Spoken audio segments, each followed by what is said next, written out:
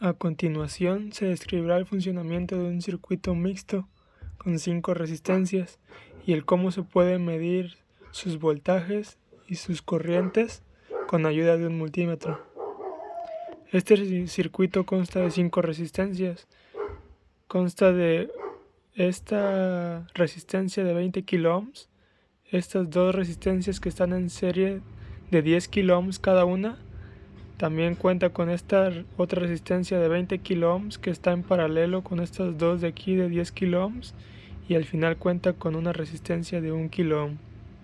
Para completar el circuito también se necesita un cable que tiene una función de switch más que nada, porque bien podría estar conectado directamente a la terminal de tierra, pero utilizamos un segundo cable para conectarlo a tierra y que este tenga una función de switch para poder desconectarlo y conectarlo, y de igual forma para poder medir el voltaje total que pasa por todo el circuito.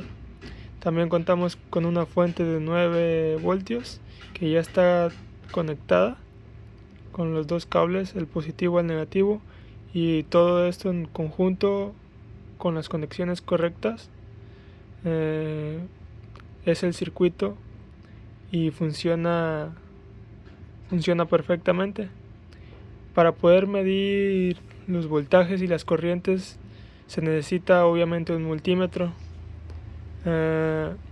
Para poderlas medir de forma teórica, imaginándolo, se tiene que tener claro que para medir una corriente se tiene que medir en serie a la resistencia. Con esto quiero decir que para poder medir la caída de la corriente que pasa por cada resistencia se tiene que medir de forma en serie en el circuito.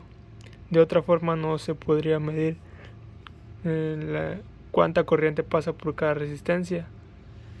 Un ejemplo para poder medir la resistencia de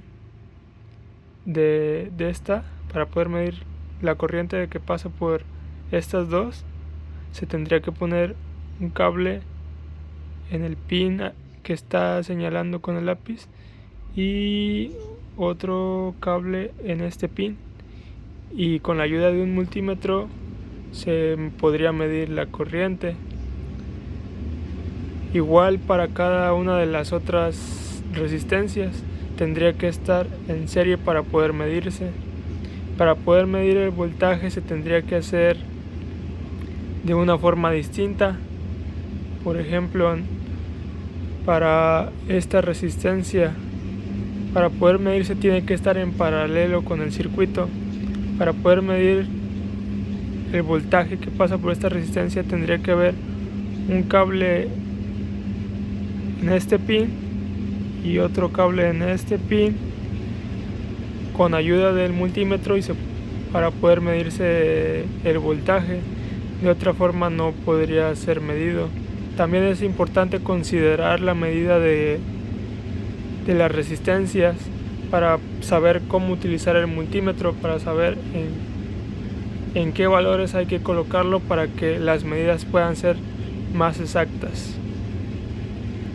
Esa sería la forma en que se puede medir la corriente, el voltaje, y para medir el voltaje total podríamos desconectar este cable, este pin, desconectarlo y con el multímetro cerrar el circuito, la punta con esta resistencia, con ese pin y con el pin del cable.